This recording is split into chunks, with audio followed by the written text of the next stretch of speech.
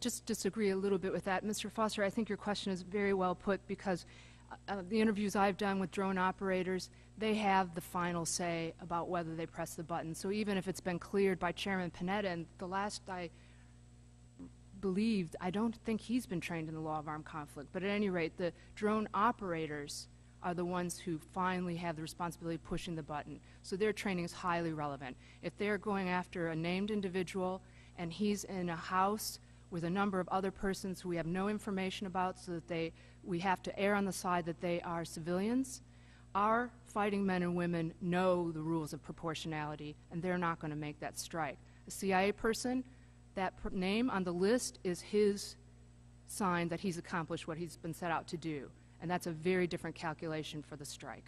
Okay, I guess my next question has to do with probably my ignorance of the exact definition of the battlefield. If you just look at the supply chain, if you consider, for example, an IED used in Pakistan that's manufactured in Iran, say, and that may go through staging areas in Pakistan and be shipped by means that we can identify along the way. How far back in the supply chain can you go before you leave the battlefield? Can I just interject? My apologies, Mr. Foster. We're having some difficulty with the microphones. If I could ask each of the witnesses to pull them closer to them and make sure they're on where they're speaking, it'll help with the recording of the hearing. So thank you. Sorry again, Mr. Foster. That's right, Mr. Glazer.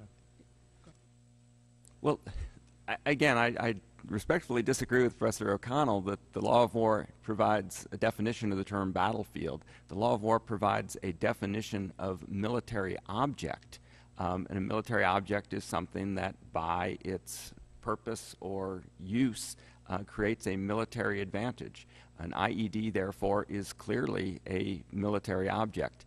The issue then about how far back in the logistics chain that we can attack it, I think then becomes a matter governed by sort of broader rules of law, because we are not in an armed conflict with Iran, and there's nothing that makes it a crime for a nation to engage in the production of war materials and sell them to other countries. In fact, even during World War II, Switzerland provided war materials to other countries, and that was not a violation of any law. Switzerland was a neutral power and was not a legitimate object of attack.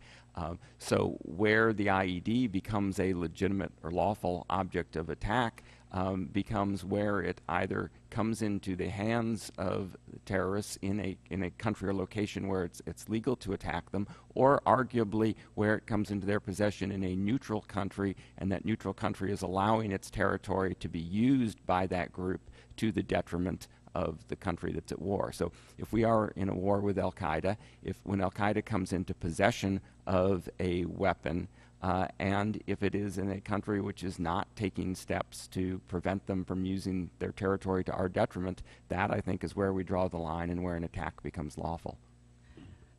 I have a different view of the matter. First, I think it's important that the current law is what we have in our minds.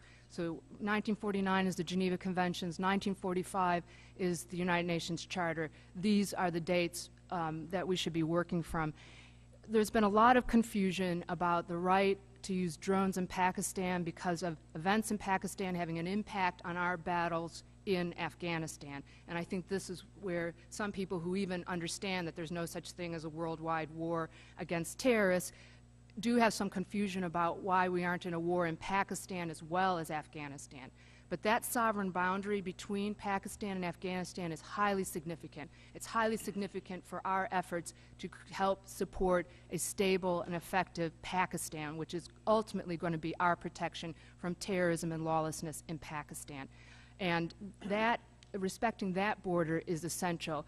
Yes, there is some cross-border activity. There are people hiding. There are some munitions going across the border. But international law, a series of cases from the International Court of Justice, makes it clear in that situation, Afghanistan, with our help, has to protect from that kind of low-level activity at the border. It can't make strikes into Pakistan against those kinds of activities. That's clearly unlawful. And I would just use an analogy. Think about the way the United States would feel. We have a lot of lawlessness on our border with Mexico. Mexico is justifiably unhappy that we're not able to restrain narco-terrorists from getting across the border, bringing weapons in, bringing persons back and forth. And they have made complaints to us, and they have told us to stop these criminals from getting across the border. Should we allow their police to use, or their military to use, combat drones to strike at hotels or places in Arizona where the Mexican military thinks that some of these people are hiding? Absolutely not. We will, if Mexico asks us, and of course we are making an effort, as Pakistan is, and we will help Mexico even more, but we expect Mexico to do the main job of defense at their border. And that's what we have to expect Afghanistan to do too. One thing that I omitted from my statement is that there is, though, an imminence requirement for a strike in a neutral territory. So in other words, where I said that we could potentially strike at an IED in the possession of Al-Qaeda in a neutral territory, there does also, though, have to be an imminent nature to the threat. So if it was simply in a warehouse or being stockpiled or wasn't going to be used against us in the near term, then we don't have a right to strike in neutral territory. But I do think that the right is perhaps a little bit more extensive than Professor O'Connell presents it. Thank you. Mr. Duncan, you're recognized for 5 minutes, or thereabouts. Well, thank you, Mr. Chairman. I don't think I need 5 minutes, but I do have some concerns about this. I certainly have no sympathy for any terrorist or anybody who is attempting to kill Americans, but I do have some concerns when I read in the, as I do in the committee briefing, that the number of drones has been increased in the Defense Department from 167 in 2002 to over 6,000 today. or I guess it says in 2008, maybe there's more than 6,000 now, and unfortunately I couldn't come and hear your testimony, but a few months ago I read an interview in the Washington Times which said where the top United Nations anti-terrorism official said that Al-Qaeda now had so few members that it was quote, having trouble maintaining credibility. Those were his words. And I remember reading an earlier column by the conservative columnist Walter Williams, who said that the threats from Al-Qaeda had been so exaggerated that Al-Qaeda had, I think, fewer than 3,000 members at that time, and this was 2 or 3 years ago, I guess, and had no money and was made up mainly of high school dropouts who were living at home with their parents. And I saw another report after that that said it had fewer than 1,700 members, and of course all that was well before this interview by this United Nations official. And what I'm concerned about, I've long thought, I mean, we've been in Afghanistan 9 years, and in Iraq, and I've long thought that that the threat that's there has been greatly exaggerated, and I'm afraid that much of this is being done because of money and power. And when I see us increasing the number of these drones to many thousands, I'm very concerned that we're going to start seeing more instances of innocent civilians being killed or mistakes being made, and that's the concern that I have more than anything else. And I just thought I'd add that to the hearing here this morning. Thank you, Mr. Chairman. Thank you, Mr. Duncan. Mr. Welch, you're recognized for 5 minutes. Thank you. My first observation is every time I listen to Mr. Duncan, it makes more and more sense. Thank you. Thank you very much for being here. Just a few questions. In the last month, there have been several news reports, of course, you've referred to this, I think, that American Citizen has been added to the target list. Just go down the line quickly if you can. I don't have much time. But can the U.S., in your opinion, legally target an American citizen? Yes. And it's as they've done, and the information that's been released on the basis that we know publicly, at least on the basis of which he's targeted, and the emphasis on the statements by the administration that this had gone from simply making statements about various things to active assistance in planning and operations. An American citizen who takes up weapons against his country and fights our combatants on the battlefield, of course, may be killed in the course of that armed conflict. Otherwise, that American citizen, as any person in the world, should be detained through law enforcement measures. If that person resists arrest, of course, a very dangerous person may be killed in the course of resisting arrest, the fleeing felon rule. Otherwise, we all have human rights, Mr. Welch. Thank you. I'll limit my answer to a strict law of war perspective. If the individual is affiliated with a legitimate adversary and has essentially the status of a combatant or an individual in the chain of command of the combatant, then I believe they're a lawful target. And in fact, under domestic law, I mean, the Supreme Court held in Ex parte Quirin that it didn't matter whether a combatant might have a claim to U.S. citizenship. It was the fact of affiliation with the adversary that made them liable to targeting. Yeah, thank you. I believe the answer is yes as well, and I would remind us that the part of the authority here includes domestic law as well. The President's constitutional authorities and the law that you enacted in 2001, the authorization for the use of military force, may permit targeting that individual. Okay, thank you.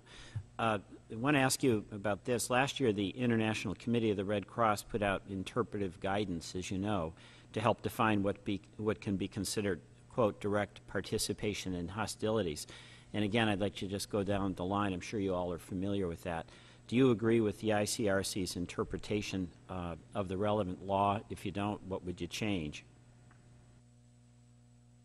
Most of what's in the interpretive guidance is fine, but there is a number of provisions in there that I think are completely over the edge, in fact, and I'm very surprised that the ICRC would put them out, given the fact that they could not command the majority of their own experts in that regard.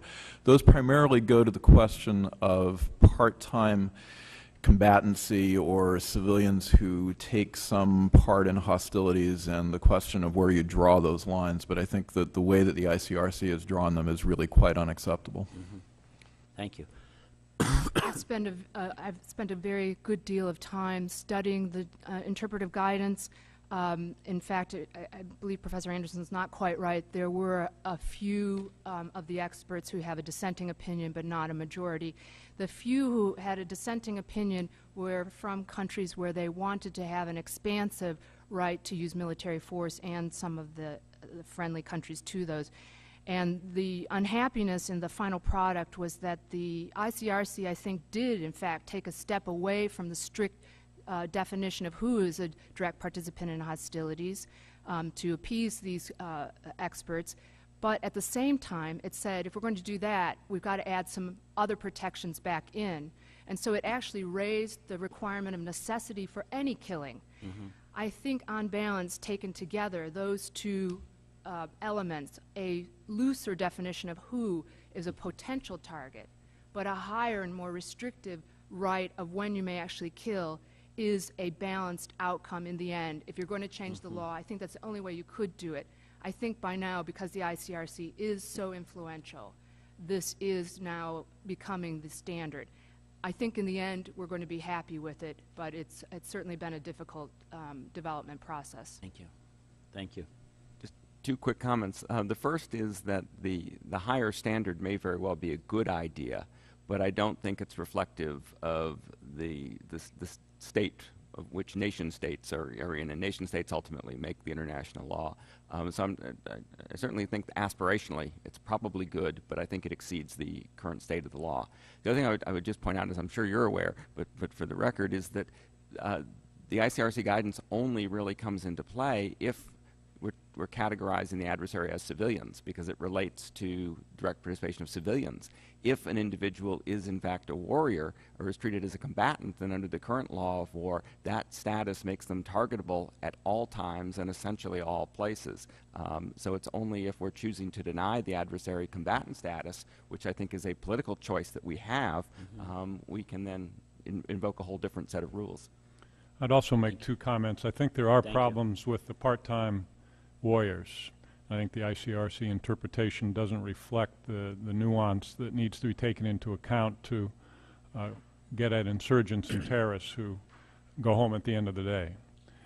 As Professor Glaser would say, an armed member of our armed forces, of course, enjoys no such privilege to go home and watch television at the end of the day.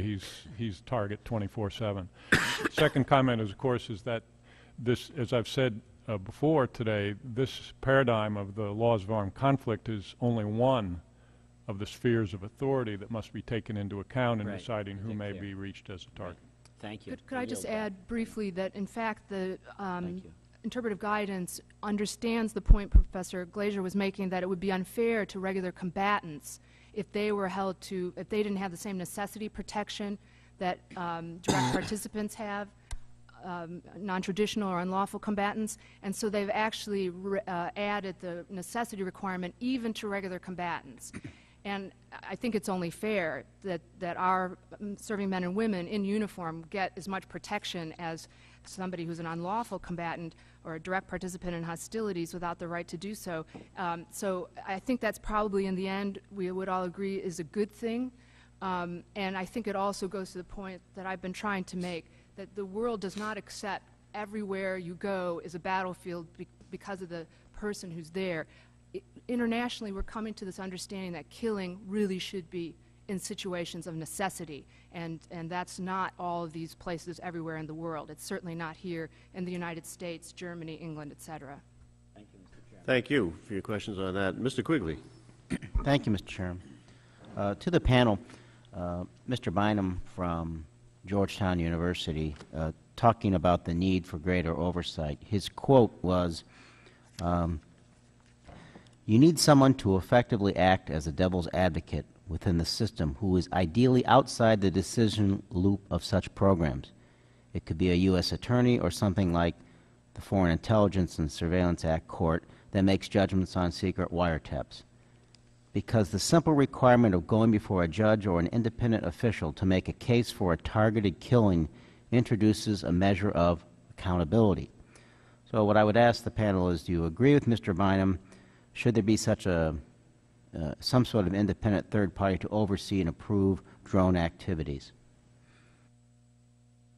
I would disagree strenuously with the proposition that this is an area that should be judicialized. I think that it's not the proper frame for the United States judiciary, and I don't think that they would have any either expertise, and inevitably would wind up turning it into something that would both make the intelligence and military uses of force less effective, and at the same time I believe it would also corrupt the domestic judicial process in the United States, because they would be involved in a series of activities with necessarily very murky lines to be drawn. I don't think that it's an appropriate role for the judiciary to be involved in. I do think that there is a much greater role to be had for accountability and oversight coming from the Congress itself, precisely as the prospect of drones raises the possibility of smaller and more discrete uses of force, in which case that can in some sense substitute for war. And in that regard, I think that the right accountability mechanism actually rests with the Congress and not with any other body. Who's the person that does that on the battlefield? I think that the questions about the use of force that are most crucial here are ones that are actually being made by the CIA, and that requires that the processes that Professor Banks had referred to, I think that they actually need to be strengthened to require more consultation with Congress and more information to be given to Congress. And I think that one of the important roles that Congress has in this is to be able to raise objections to particular things. I think that it's a much more complicated role for Congress, but I believe that it is actually the right mechanism to provide accountability. I agree with Professor Anderson. Having a court involved would not help us get into compliance with the law of armed conflict. There's an assumption in the idea that somehow what the CIA is doing just needs some oversight. In fact, there's no justifying it, so how could a court help? I agree with Professor Anderson that it's up to Congress to make sure that the executive branch remains in compliance with our fundamental obligations internationally, to the extent that it's not, the executive's not doing it itself. I would just say that if the attacks, or those attacks which are being conducted under the law of war, under military authority, then these issues are essentially addressed through the rules of engagement as far as deciding what level of oversight is necessary within the military chain of command. If this is activity that we're deciding is taking place deliberately outside of the law of war setting, and we are using basically national security laws and international rights or asserted rights to self-defense, then that does seem to me that that is a matter for Congress to decide how they want to structure the law governing those matters. I agree that the court should not be involved, and I also share the view that Congress could do more than it has customarily. We've talked today some about battlefield, and it may be that in terms of oversight, one thing that Congress could consider is establishing criteria for the use of targeting outside of traditional battlefields. In other words, you need something to oversee. You need more than what the law now says to be currently and fully informed. Your Bynum quote suggests that there should be some measure that could judge whether or not the efficacious behavior of our government has followed its policies. Could there be criteria for the use of force outside the traditional battlefield? Could those be statutorily conferred? Could they be then subject to oversight of the type that we've been discussing here? And what would the precedent for that be? The precedent might be, as Bynum suggested in his comment, the use of an intelligence court to review the surveillance requests of the Department of Justice. Even though that's a judicial forum, I think for all the reasons that have been offered here today, the courts are ill-equipped to be involved in that process. They wouldn't want to do it. The FISA court, I think, has a very full plate, and you are much more equipped, I think, to make those kinds of judgments in your role. Thank you, Mr. Chairman. Thank you. I'm going to make some statements, I guess, and ask you to sort of react if you disagree with them and move along with that. If we have a situation where we have a battlefield like Afghanistan, the military is using drones, I don't think I've heard any of you disagree with that. I think all of you think that there's a question whether the CIA or other civilian organization can do that with authority. If we take one of the people involved in that conflict, Al-Qaeda, some Al-Qaeda operative, and say he moves back over the border into Pakistan, some of you think that it's fine for the military to go after him there. Some of you think that, again, there's a question and problem with the civilians or the CIA doing it. Is there a problem, and that's particularly true, I guess, if you think that the Pakistanis have agreed to have the United States exercise this type of force. Am I right there? So if this Al-Qaeda person goes over the border and Pakistan says, oh, yeah, we're fighting that fight too, and you can use your drones to get them, and then nobody on the panel seems to have difficulty there. If that individual keeps traveling and goes to Yemen, I sense that some of you don't have a problem with the military going after him there. Okay? So there's one individual going to Yemen, targeted, and nobody has a problem with that, the military going after them, even though they may not be involved at that particular time in anything imminent. Okay, oh, yeah, jump. That's what I was thinking. So I'm just going to keep moving this unless somebody jumps in on me here. No, yeah, Chairman, when you said there's only one person, it makes it sound as if it's a majority vote and we're the Supreme Court and we get to decide whether killing that person in Yemen is lawful or not. I am speaking, I'm really trying to be, this is not my personal opinion. No, it's the law. I want you to interpret the law. This is what for me. international law says, and the authorities that I'm speaking of are the United Nations Rapporteur on Extrajudicial I think we all Killing. understand that. Right. Nobody's wanting to So- pin this so on you. if- We're asking you as professors and my- legal scholars to Right. tell us what the Right. law of the land is so out there. I want to stand here as with many, many others who agree with me, even though the three who have been called today don't share that view. Okay. Well, I would like to speak for myself, I think, Sure. rather than have someone else decide what my views are on this. And now's your chance. Now, exactly, sir. The international law that governs the use of force preemptively in other countries was basically crafted by the United States in discussion with the United Kingdom after the Carolyn incident of 1837. And it does, I may have sort of seemed a little bellicose in some of my earlier remarks, but it does in fact impose constraints of necessity and imminence. And so I do think that this one individual, as you've described, while they have moved across the border in Pakistan, they may still reflect that imminent threat. But unless we actually had intelligence that said not only are they in Yemen, but they're in the verge of doing imminent harm to the United States from that position in Yemen, then in fact under the rules that the U.S. has taken the lead in crafting, that's too far removed, and we would no longer have the authority, even with for the military, to use force at that point. If we take, go ahead, Mr. Anderson. Round it out, I guess.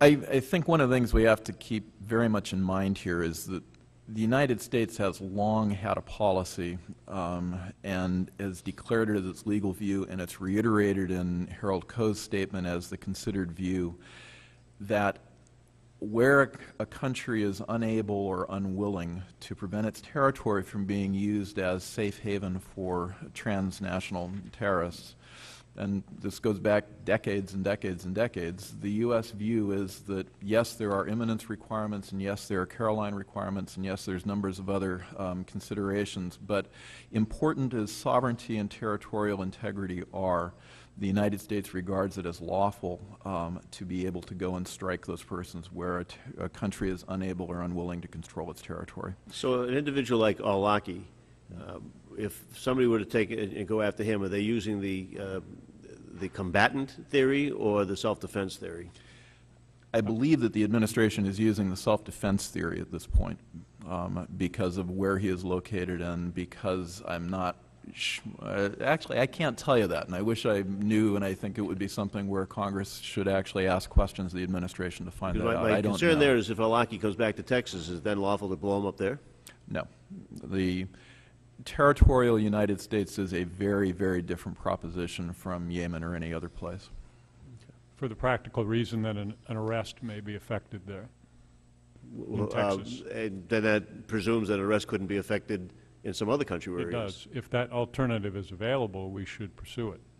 Is that generally agreed to by you, Mr. Anderson, as well? No, not entirely. I believe that, as Harold Coe stated in his testimony, there is not an obligation to give process and there is not an obligation to give warning once one has identified that person as being either a target in relation to an armed conflict or self-defense. And there's no obligation to arrest him if that's possible, even if There you is could. no you obligation just to go right arrest in him and do if what you want to that's, do. and now there is an obligation to identify him as a target and to show that there's some necessity about that. And the question of how much necessity may involve and probably should involve a question of, is this London and could we go to the authorities there in order to do that? But the reality is that Yemen and Britain are really different, and we Where have to does take that into the imminence account. of the threat come in on this? I know Mr. Coe spoke about that, and I think He getting some raises definition of that that in would be the- helpful. He raises that as one of the considerations that has to be taken into account as part of self-defense. And so he's referring to what has been referred to as the Caroline Doctrine. But the United States has embraced for a very long time the idea that self-defense includes a, quote, active self-defense where one is looking to the character of the threat and things that they have done in the past and things that the group with which an individual is affiliated has done in the past in order to decide that they constitute a threat. It is not some idea in the United States' mind, certainly, that it is looking and saying, oh, they're about to cross the border with the nuclear weapon. It's not that kind of imminence. I don't know what policy we've had for a very long time on this. The targeted killing of individuals. Could you pull it a little closer? I'm sorry. The targeted killing of individuals has really begun after 9/11. We didn't take this view that we could go around with drones or and killing people of this kind. And I think the comment that there's somehow a distinction between what we can do in the U.S. and the U.K. versus Yemen is really the telling point. If there's a worldwide armed conflict that we're justified in fighting out of self-defense and treating all the persons involved in it in al-Qaeda as combatants who we can kill without warning, then why isn't there an armed conflict in the United States where we can do the same thing, or the United Kingdom or Germany? In fact, the Bush administration took the view that we could do this. There were statements made to the Congress that we could, and that just shows that this is a fiction we're dealing with, created by lawyers, and it is not the reality and not what the law requires. There's no armed conflict happening in this country, and our official view of Yemen and Pakistan is that those countries, we should be working with their authorities.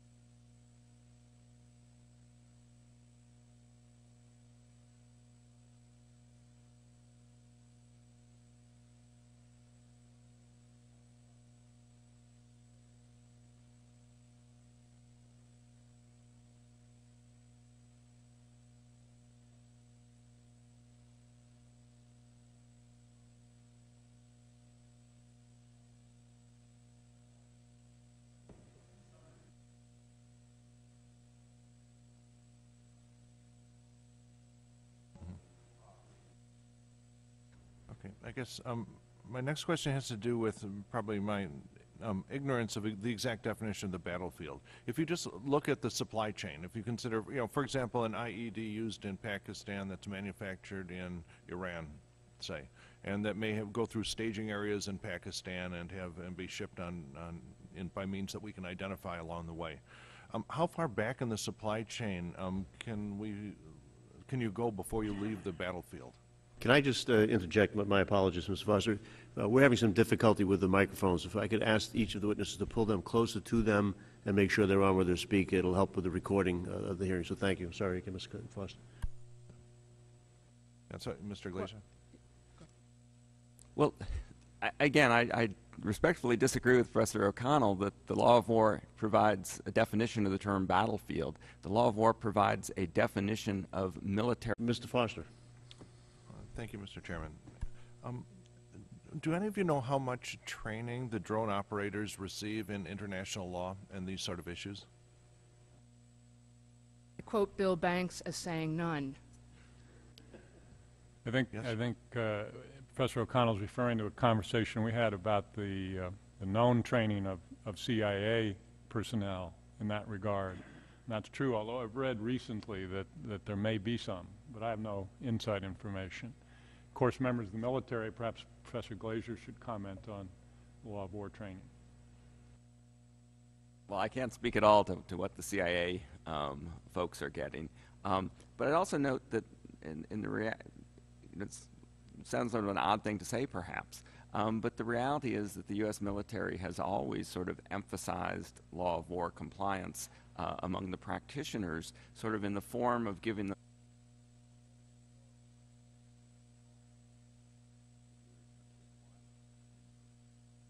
Just disagree a little bit with that. Mr. Foster, I think your question is very well put because the interviews I've done with drone operators, they have the final say about whether they press the button. So even if it's been cleared by Chairman Panetta, and the last I believed, I don't think he's been trained in the law of armed conflict, but at any rate, the drone operators are the ones who finally have the responsibility of pushing the button. So their training is highly relevant. If they're going after a named individual and he's in a house with a number of other persons who we have no information about, so that we have to err on the side that they are civilians, our fighting men and women know the rules of proportionality, and they're not going to make that strike.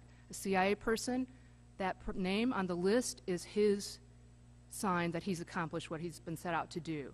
And that's a very different calculation for the strike. sort of clear rules to follow. So the reality is that there are many situations which American service personnel may not even know that they've had law of war training because they're given sort of specific rules to follow in carrying out armed conflict, often in the form of pocket cards, which reflect a combination of rules from the law of war as well as policy judgments that the United States military hierarchy and civilian leadership has made in terms of how they want a particular conflict covered. So, it's not necessary to be able to poll an individual service person and say, have you had training in the law of war for there to, in fact, be law of war compliance. But I don't know what the CIA is. Mr. Anderson.